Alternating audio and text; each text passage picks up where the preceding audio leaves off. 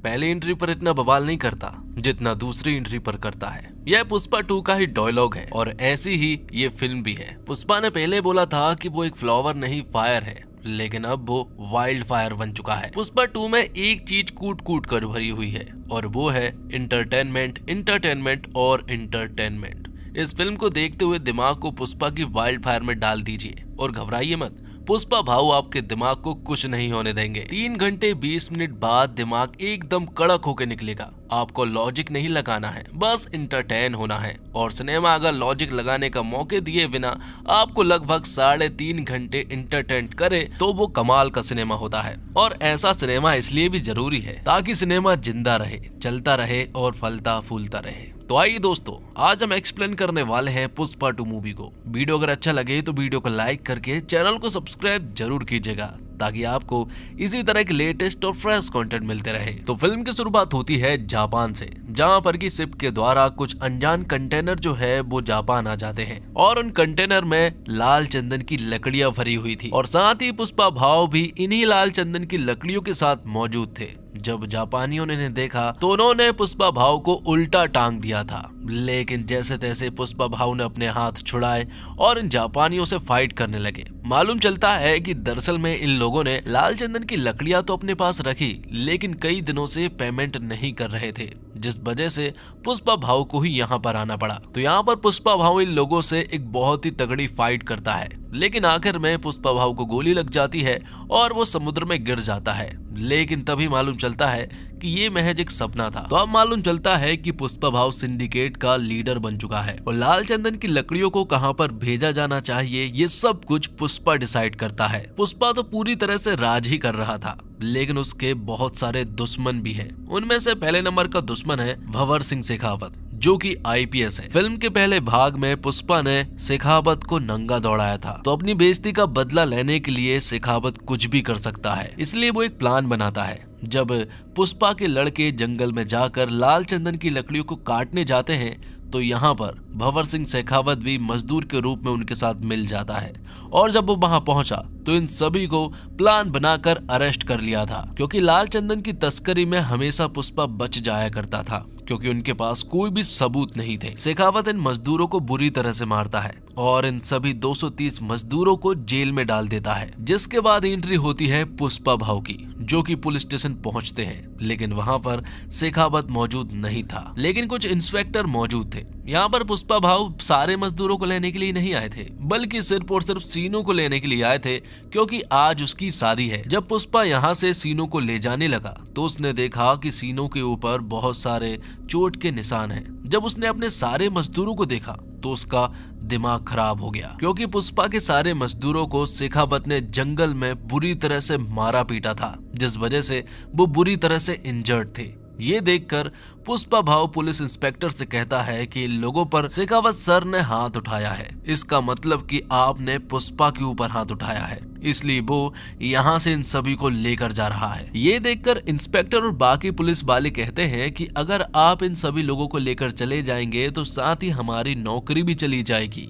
ये सुनकर पुष्पा भाव इनसे कहता है कि आज से तुम्हारे रिटायरमेंट तक जितना भी पैसा तुम जोड़ने वाले हो उन सारे पैसों को वो देगा, मतलब कि आज तुम्हारा रिटायरमेंट हो रहा है। पुष्पा उन सभी का रिटायरमेंट कर देता है और जब शेखावत पुलिस स्टेशन पहुंचा तो वहां पर कोई भी मौजूद नहीं था। वो समझ गया था कि सभी को पुष्पा भाव ने खरीद लिया है। तो इस तरह से पुष्पा भाव इलीगल काम तो करता है, लेकिन वो अपने मजदूरों का बहुत ज्यादा ख्याल रखता है और साथ ही वो अपनी बीबी श्रीवल्ली से भी बहुत ज्यादा प्यार करता है। अब अगले दिन हम देखते हैं कि श्रीवल्ली जब मंदिर में पूजा करने के लिए जाती है और भगवान की मूर्ति के लिए जब कुछ गहने और मुकुट लेकर जाती है तो उसी मंदिर में पुष्पा का सौतेला भाई मुरली भी मौजूद था और वो यहाँ श्रीवल्ली से कह रहा था कि आप पूजा तो करवा लोगे, लेकिन क्या तुम्हारे पास खुद का गोत्र है, खुद का सरनेम है? मुरली उन्हें हमेशा नीचा दिखाता है, लेकिन मुरली की बेटी कावेरी उन्हें पसंद करती है। वो उनके साथ रिश्ता निभाना चाहती है और कावेरी श्रीवल्ली को चाची बुलाती है, लेकिन मुरली कावेरी को उनसे मना करता है कि वो उनसे बात ना करे। तो पुष्पा श्रीवल्ली की सारी बात मानता है और आज पुष्पा सिद्धप्पा के साथ मिलकर सीएम से मिलने वाला था, इसलिए श्रीवल्ली यहाँ पर पुष्पा से कहती है कि अगर तुम जा ही रहे हो तो सीएम के साथ फोटो खिंचा कर लाना, ताकि हम उसे फ्रेम करा कर हॉल में लगाएंगे। पुष्पा ने अपनी पत्नी से वादा कर लिया था, लेकिन जब वो वहां पहुंचा तो वहां कुछ और ही हो गया। पुष्पा भले ही सिंडिकेट की ओर से सीएम को फंडिंग देता है, लेकिन सीएम यहाँ पर पुष्पा के साथ फोटो क्लिक नहीं करवाता है। उनका मानना ये है कि जूती जो है वो पैर में ही रहना चाहिए, उन्हें हाथ में नहीं पहना करते। साथ ही उन्होंने श्रीवल्ली के बारे में भी एक दो बातें बोल दी थी। ये देखकर यहाँ पर पुष्पा को बिल्कुल भी अच्छा नहीं लगा था। बाहर आने पर पुष्पा ने सिद्धप्पा से कहा कि अगर आप सीएम होते तो क्या आप भी मेरे साथ फोटो नहीं क्लिक करवाते, जिस पर कि सिद्धप्पा कहता है कि मैं चाहे कुछ भी बन जाऊं, मैं तेरे साथ फोटो जरूर क्लिक करवाऊंगा क्योंकि तू मेरा भाई है। तब यहाँ पर पुष्पा ने उनसे कहा तो फिर सीएम बनने की तैयारी कर लो। पुष्पा सिद्धप्पा से एकदम सीधा सवाल पूछता है कि सीएम बनने के लिए लगभग कितने रुपए की जरूरत पड़ेगी। सिद्धप्पा यहाँ पर कहता है कि लगभग 100 करोड़ रुपए की जरूरत पड़ेगी। पुष्पा यहाँ पर उससे कहता है कि मैं तुम्हें 500 करोड़ दूंगा, लेकिन सीएम तुम्हें ही बनना होगा। जिसके बाद सिद्धप्पा सेंट्रल मिनिस्टर से मिलने के लिए जाता है, क्योंकि पुष्पा ने ही सिद्धप्पा से कहा था कि वो सेंट्रल मिनिस्टर से मिले। सेंट्रल मिनिस्टर का एक भाई भी है और सिद्धप्पा पुष्पा के कहने पर ही सीएम की बात करने के लिए सेंट्रल मिनिस्टर के पास गया था। साथ ही पुष्पा ने उनके पास एक सोफा भिजवाया था जिसके अंदर 25 करोड़ रुपए थे। सिद्धप्पा ने जब ये सारी चीजें देखी तो उन्होंने पुष्पा से कहा कि ये सब कुछ ठीक नहीं है, इस तरह से पैसा बहाना ठीक नहीं है, क्योंकि हमें बचाना होगा, क्योंकि 500 करोड़ रुपए ऐसे ही नहीं मिल जाते। लेकिन पुष्पा के पास कुछ प्लान थे जो कि वो सिद्धप्पा को बताता है। वो कहता है कि अब पुष्पा नेशनल नहीं रहा बल्कि इंटरनेशनल हो गया है। लाल चंदन की लकड़ियों की डील वो सिर्फ मुर्गन से किया करता था, जिसके बदले में उसे 1 टन पर सिर्फ 1.5 करोड़ रुपए मिला करते थे। लेकिन अगर वो इस डील को विदेश में लेकर जाए तो उसे 2 से 2.5 करोड़ रुपए मिल सकता है प्रत्येक टन पर। तो ज्यादा देर ना करते हुए पुष्पा जो है वो तुरंत ही विदेश पहुंचता है, जहां पर कि उसकी मुलाकात होती है एक बहुत बड़े बिजनेसमैन से। वहां वो लाल चंदन की लकड़ियों की डील करता है और उसे 2000 कुंटल लकड़ियों को उन्हें देना था। बदले में पुष्पा को 5000 करोड़ रुपए मिलने वाले थे। तो अगर पुष्पा 5000 करोड़ रुपए कमाना चाहता है तो उसे 2000 करोड़ लाल चंदन की लकड़ियों की जुगाड़ करनी होगी। तब वो अपने सिंडिकेट के सारे मेंबर को एक्टिव कर देता है और उनसे कह देता है कि सारे जगह से मुझे लाल चंदन की लकड़ियां चाहिए हैं। तो सिंडिकेट के सारे मेंबर जो हैं वो लाल चंदन की लकड़ियों की जुगाड़ करने लगते हैं और वो लाकर वो पुष्पा को देने वाले थे। लेकिन तभी एंट्री होती है मंगल सीनू और उसकी वाइफ की। इन लोगों को मालूम चल जाता है कि पुष्पा जल्द ही 2000 कुंटल लाल चंदन की लकड़ियों को बाहर भिजवाने वाला है। वो ये बात शेखावत से जाकर कहते हैं ताकि शेखावत उन्हें जब्त कर ले। साथ ही मंगल सीनू और उसकी वाइफ शेखावत से ये भी कहते हैं कि वो सिंडिकेट के मेंबरों को डराए धमकाए ताकि सारे सिंडिकेट के मेंबर डर जाएं और वो ये काम ना करें। बात कुछ ऐसी है कि मंगल सीनू खुद ही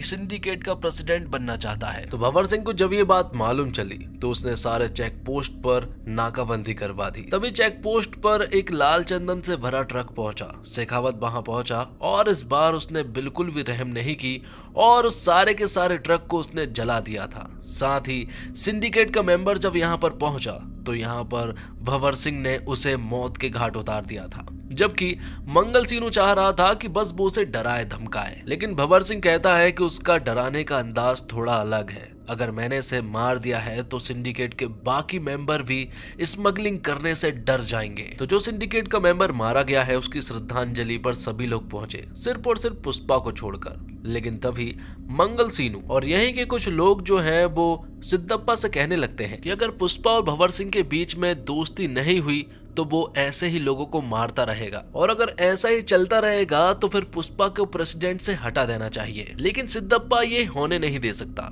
इसलिए सिद्धप्पा तुरंत ही भंवर सिंह के पास पहुंच जाता है और वो उसे कुछ रिश्वत वगैरह देने की कोशिश करता है। वो उसे लगभग 10 करोड़ रुपए दे रहा था, लेकिन भंवर सिंह नहीं मानता है। वो कहता है कि उस रात उसने मुझे नंगा दौड़ाया था, मैं उसे किसी भी हालत में नहीं छोड़ने वाला।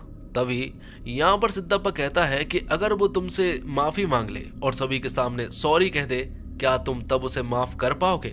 ये सुनने के बाद भंवर सिंह तुरंत ही ओके कह देता है और कहता है कि एक पार्टी का इंतजाम करो ताकि सभी के सामने पुष्पा उससे माफी मांग सके। तो पार्टी के दिन सभी लोग यहाँ पर पहुंच जाते हैं। सभी लोगों को ये देखना था कि आखिर पुष्पा भंवर सिंह से माफी मांगता है या फिर नहीं, क्योंकि पुष्पा आज तक नहीं झुका है। क्या वो आज झुकने वाला था? तो पुष्पा सिद्धप्पा, श्रीवल्ली और कटलेट के कहने पर और सिंडिकेट की भलाई के लिए यहाँ पर उससे माफी मांगने के लिए कह देते हैं। पुष्पा भी बहुत ज्यादा शराब के नशे में था, इसलिए वो सभी के सामने भंवर सिंह से माफी मांग लेता है। ये सुनकर भंवर सिंह बहुत ज्यादा खुश हो जाता है, यहाँ तक कि उसने तो ये आवाज रिकॉर्डिंग तक कर ली थी और यही बार बार सुन रहा था। लेकिन जब पुष्पा घर वापस जा रहा था तब उसे बहुत ही ज्यादा अजीब लगा और पार्टी के सारे लोग शॉक्ड थे कि आखिर पुष्पा ने सॉरी कैसे बोल दिया। पुष्पा को इतना ज्यादा बुरा लगा था कि वो तो आईने में अपनी शक्ल भी नहीं देख पा रहा था। उसे इतनी तेज गुस्सा आती है कि वो सभी को सड़क पर ही छोड़ देता है और कार को वापस घुमाकर उसी पार्टी में वापस पहुंच जाता है। जब भंवर सिंह यहाँ से जाने वाला था तब पुष्पा यहाँ पर भंवर सिंह की कार को एक सॉलिड टक्कर मारता है, तो भंवर सिंह स्विमिंग पूल में जाकर गिरता है और फिर पुष्पा उसी स्विमिंग पूल में पेशाब भी करता है। भंवर सिंह को कुछ समझ नहीं आ रहा था कि आखिर ये सब कुछ हो क्या रहा है। पुष्पा यहाँ पर भंवर सिंह से कहता है कि पुष्पा एक ब्रांड है और वो किसी के सामने भी नहीं झुकता है। वो उससे कहता है कि मैं तुझे चैलेंज करता हूँ,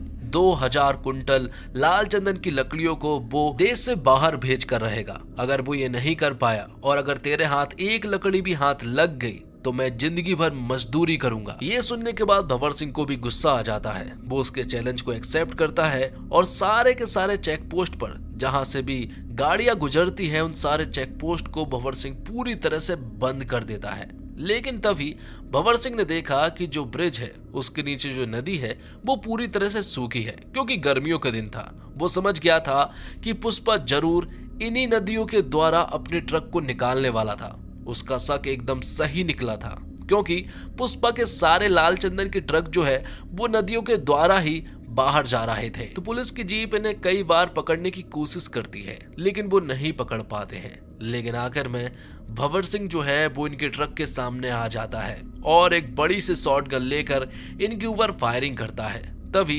कटलेट जो है वो पुष्पा के पास कॉल करके ये सारी जानकारियां बताता है। पुष्पा कहता है कि तुम वहां से कूद जाओ, जितने भी ट्रक है सारे ड्राइवर को वहां से बाहर निकालो, मुझे किसी भी इंसान की जान को खतरे में नहीं डालना है। यहाँ पर कटलेट जब उसकी बात सुनता है तो सारे ड्राइवर को लेकर यहाँ से चला जाता है और भंवर सिंह इनके ऊपर फायरिंग कर रहा था और ट्रक में जितनी भी लाल चंदन की लकड़ियां थी वो उन्हें भी जब्त कर लेता है। ये देखकर भंवर सिंह, मंगल सीनू और उसकी वाइफ को बहुत ही ज्यादा अच्छा लगा था। वो तो एंजॉय कर रहे थे।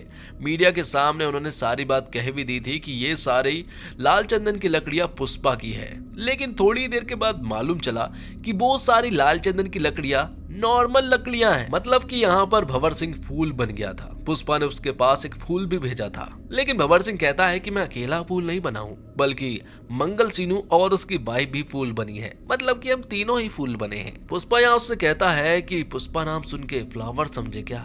फ्लावर नहीं है वो, बल्कि वाइल्ड फायर है। साथ ही सारे में उसने ये भी कह दिया था कि जल्द ही वो इस सारी लाल चंदन की लकड़ियों को बॉर्डर क्रॉस करवाने वाला है। अगर तुम इन्हें रोक सकते हो तो रोक लो। तभी पुष्पा, श्रीवल्ली और पूरी फैमिली जो है वो माता काली के एक फेस्टिवल में पहुंचते हैं। वहां पर श्रीवल्ली को अचानक से चक्कर आने लगते हैं और मालूम चलता है कि श्रीवल्ली प्रेग्नेंट है। ये देखकर पुष्पा जो है वो काली माता का गेटअप धारण कर लेता है और फिर काली माता का एक सॉलिड तांडव करता है। ये सीन इतना ज्यादा शानदार है दोस्तों कि रोंगटे खड़े कर देता है। श्रीवल्ली यहाँ पर पुष्पा से कहती है कि आखिर ये तुम क्या कर रहे हो, जिस पर कि पुष्पा कहता है कि मेरी एक इच्छा है, मैं काली माता से लड़की चाहता हूँ, क्योंकि अगर लड़का हुआ तो उसे भी सरनेम देना पड़ेगा, लड़की हुई तो वो किसी दूसरे घर जाकर उसे कोई दूसरा सरनेम मिल जाएगा। तभी इसी जगह पर हम देखते हैं कि कुछ लोग जो हैं वो पुष्पा की भतीजी के साथ मिसबिहेव कर रहे थे, वो उसके साथ बदतमीजी कर रहे थे। ये देखकर पुष्पा को बहुत तेज गुस्सा आ जाता है और वो लोगों से फाइट करना स्टार्ट कर देता है। ये सारे एक्शन सीक्वेंस बहुत ही कमाल के थे, क्योंकि सारे एक्शन इमोशन से भरे थे। लेकिन तभी यहाँ पर मुरली आ जाता है और वो पुष्पा से कहता है कि अगर तुम ये सब कुछ कर दोगे तब भी तुम्हें तुम्हारे बाप का नाम नहीं मिलेगा। तुम्हें ऐसा लग रहा है कि तुम हमारे साथ हो जाओगे, ऐसा कुछ भी नहीं हो सकता। तुम हमेशा अनाथ थे और हमेशा रहोगे, तुम्हारा कोई भी नहीं हो सकता है। श्रीवल्ली को जब ये सारी बातें सुनाई थी तो उसने यहाँ पर मुरली को बहुत ही ज्यादा चिल्लाया। बाद में कावेरी के साथ जिन लोगों ने बदतमीजी की थी और मिसबिहेव किया था उन लोगों को मुरली ने अधगंजा करवा दिया था। अब आगे हम देखते हैं कि मंगल सीनू और उसकी बीबी और भंवर सिंह शेखावत सीएम के पास पहुंचे। उन्होंने उन्हें बताया कि अगर ये लाल चंदन की लकड़ियां बॉर्डर क्रॉस कर जाती है तो तुम्हारी सीएम की गद्दी भी खतरे में है, क्योंकि उससे 2000 से 5000 करोड़ रुपए की फंडिंग आने वाली है। और ये सारी फंडिंग के द्वारा आप सीएम से हट सकते हैं। तब सीएम उन्हें तुरंत ही आदेश दे देता है कि वो लाल चंदन की लकड़ियों को बॉर्डर क्रॉस कर जाने से रोके। तो ये सारी लाल चंदन की लकड़ियां रामेश्वरम से होते हुए श्रीलंका जाने वाली थी, क्योंकि रामेश्वरम से श्रीलंका सिर्फ और सिर्फ 18 किलोमीटर की दूरी पर है।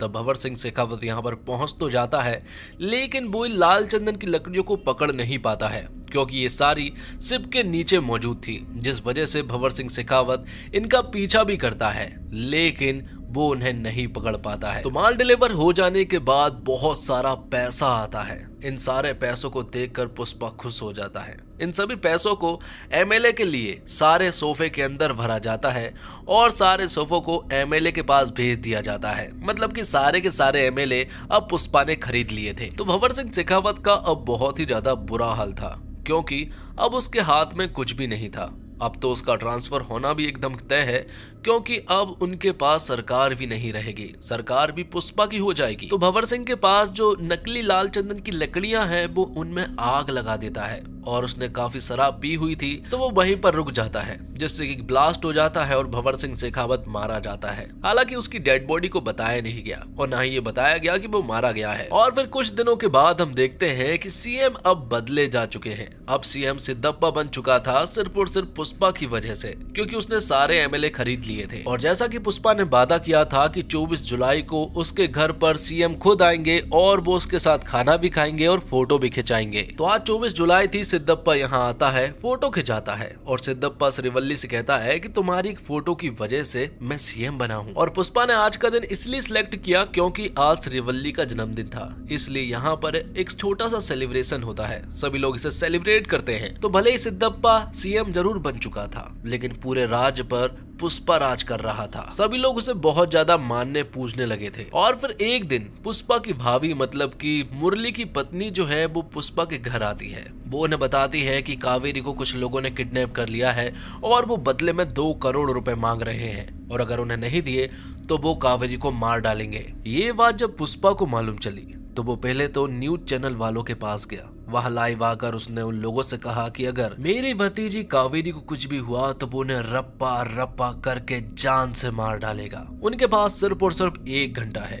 1 घंटे के अंदर अगर वो उसे सौंप देते हैं तो वो उन्हें रहम की भीख दे देगा। ये बातें सिद्धप्पा और सेंट्रल मिनिस्टर को भी मालूम थी, लेकिन यहाँ पर एक बात मालूम चलती है, जिन लोगों ने उसे किडनैप किया है वो कोई और नहीं बल्कि सेंट्रल मिनिस्टर का भाई का बेटा होता है, मतलब कि सेंट्रल मिनिस्टर का भतीजा। इसलिए यहाँ सेंट्रल मिनिस्टर सिद्धप्पा से पुष्पा के पास कॉल करवाता है। वो लोग पुष्पा से कहते हैं कि वो सेंट्रल मिनिस्टर का भतीजा है, इसलिए वो उसके साथ कुछ भी ना करे, हम उससे जल्द से जल्द कांटेक्ट कर लेंगे और वो कावेरी को छोड़ देगा। अगर वो उसके साथ कुछ कर भी दे तब भी तुम्हें कुछ नहीं करना है। लेकिन पुष्पा कहता है कि मुझे कोई भी फर्क नहीं पड़ता है, सेंट्रल मिनिस्टर भाड़ में जाए और सिद्धप्पा सीएम भी भाड़ में जाए, मुझे किसी से भी कोई भी लेना देना नहीं है। तो सेंट्रल मिनिस्टर का भतीजा 10 करोड़ रुपए पुष्पा से मांग रहा था और अकेले ही पुष्पा को उसके अड्डे पर बुला रहा था। पुष्पा मान जाता है और हेलीकॉप्टर से वो वहां पहुंच भी जाता है। यहाँ पर पहुंचकर सबसे पहले तो वो शॉर्ट गन से फायर करता है, लेकिन बाद में मिनिस्टर का भतीजा पुष्पा से कहता है कि तेरी भतीजे के ऊपर भी गन पॉइंट है, इसलिए तुझे थोड़ा ठंडा रहना पड़ेगा। तो यहाँ पुष्पा उन्हें गन दे देता है और बाद में ये लोग पुष्पा को बुरी तरह से मारने लगते हैं। इन्हें बहुत अच्छे से मालूम है कि पुष्पा के हाथ बंधे रहने के बावजूद ये कमाल कर सकता है और सभी को बुरी तरह से मार भी सकता है, इसलिए इस बार वो बिल्कुल भी रिस्क नहीं लेते हैं। इस बार वो उसके हाथ बांधते हैं, पैर भी बांधते हैं और फिर वो लोग कावेरी की इज्जत पर हाथ भी डालने लगते हैं। ये देखकर पुष्पा को बहुत ही तेज गुस्सा आया था और फिर वो उड़ उड़कर इन्हें मुंह से काट काट कर बुरी तरह से मार डालने लगता है। दोस्तों ये एक्शन सीक्वेंस बहुत ही कमाल के थे। पुष्पा 2 अगर एक बहुत ही बड़ी सुपरहिट फिल्म होती है और अगर किसी से पूछा जाए कि आपको फिल्म में सबसे अच्छा क्या लगा तो वो इसी फाइट एक्शन सीक्वेंस के बारे में बताएगा। ये सारे एक्शन सीक्वेंस रोंगटे खड़े कर देने वाले थे क्योंकि इन सारे एक्शन में इमोशन मौजूद थे। तो मिनिस्टर का भाई भी वहां पहुंच चुका था, तो पुष्पा ने मिनिस्टर के भाई समेत भतीजे को भी मार डाला था। ये सारी बातें जब मिनिस्टर को मालूम चली तो वो तो पूरी तरह से पागल हो चुका था। अब अगले सीन में हम देखते हैं कि पुष्पा जब अपने घर होता है तब उसके घर पर मुरली आता है। मुरली को अपनी गलती का एहसास हो गया था, इसलिए वो पुष्पा और पूरी फैमिली से माफी मांगने के लिए आया था। वो कहता है कि मुझे बहुत अच्छे से मालूम चल गया है कि आप ही मेरी फैमिली हो। मैं सिर्फ यहाँ पर कावेरी का कार्ड देने के लिए आया हूँ क्योंकि उसकी शादी होने वाली है और कावेरी ने मुझसे कहा है कि अगर पुष्पा भाऊ इस शादी में नहीं आते हैं तो मैं मंडप में नहीं बैठने वाली। तब श्रीवल्ली यहाँ पर पुष्पा को बताती है कि सारे कार्ड पर माँ का नाम है और साथ ही तुम्हारा नाम भी है, वो भी पिता समेत। ये देखकर पुष्पा बहुत ज्यादा इमोशनल हो जाता है। उसके बीच आजू बाजू भीड़ लग जाती है उसे चुप करने के लिए, क्योंकि पुष्पा को ऐसा रोता हुआ किसी ने भी बहुत कम देखा था। बाद में पुष्पा भी इन्हें माफ कर देता है और फिर अपनी पूरी फैमिली समेत वो कावेरी की शादी में पहुंचते हैं। सभी लोगों ने एक दूसरे को माफ कर दिया था और अब आगे बढ़ चुके थे और यहाँ मिनिस्टर के घर पर मातम छाया हुआ था, क्योंकि मिनिस्टर का भाई और मिनिस्टर का भाई का बेटा जो है वो मारे गए थे। यहाँ पर एक आदमी आता है जिसके हाथ में पार्सल था। जैसे ही वो मिनिस्टर के पास उसे लेकर आता है, अचानक से उसे एक आदमी पहाड़ी पर से ब्लास्ट कर देता है और यहीं पर यह फिल्म खत्म हो जाती है। वो आदमी कौन था ये नहीं बताया गया, लेकिन पुष्पा 3 का अनाउंसमेंट कर दिया गया है जिसका नाम है पुष्पा द रैम्पेज। तो दोस्तों ये पूरी तरह से मास इंटरटेनर है, हर एक फ्रेम इंटरटेनिंग है। लॉजिक के बारे में आप सोचते नहीं, जो पुष्पा करता है उस पर यकीन हो जाता है। एक के बाद एक कमाल के एक्शन सीन आते हैं, बहुत बार सीटी ताली वाले सीन आते हैं। पुष्पा का स्वैग गजब का है। पुष्पा सॉरी बोल देता है लेकिन पुष्पा तो झुकता नहीं है और फिर जो होता है उसको बवाल कहते हैं। ये फिल्म ऐसा सिनेमा है कि लोग थिएटर जाने को मजबूर हो जाएंगे। फिल्म की लंबाई अखरती नहीं, बल्कि लगता है कि और कुछ भी होता तो मजा आ जाता। ये सिनेमा हॉल में देखने वाला एक्सपीरियंस है, जाकर लीजिए, क्योंकि ऐसे सिनेमा से ही सिनेमा जिंदा है। सिनेमा में मास है और क्लास दोनों होंगे तो सिनेमा चलेगा। और अल्लू अर्जुन का काम बवाल है, वो आपको यकीन दिला देते हैं कि जो वो कर रहे हैं वो हो सकता है और पुष्पा कर सकता है। उनका स्वैग कमाल का है, वह हर फ्रेम में छाए हुए हैं। 5 साल की उनकी मेहनत साफ दिखती है। अल्लू अर्जुन ने हीरोगिरी और हीरोपंती के मायने बदल दिए हैं। उन्होंने अब लकीर बड़ी कर दी है। उनका काम बहुत जबरदस्त है और अब किसी हीरो को उनका स्वैग मैच करने के लिए बहुत कुछ बड़ा करना होगा। रश्मिका मंदाना का काम भी कमाल का है। अल्लू अर्जुन जैसे हीरो के सामने हीरोइन के करने को शायद कुछ नहीं होता, लेकिन रश्मिका अपनी छाप छोड़ जाती है। फहद फासिल ने भी जबरदस्त काम किया है। हीरो की हीरोगिरी तभी निकल कर आती है जब विलन जानदार हो, और यहाँ पुलिस वाले के किरदार में फहद ने जान डाल दी है।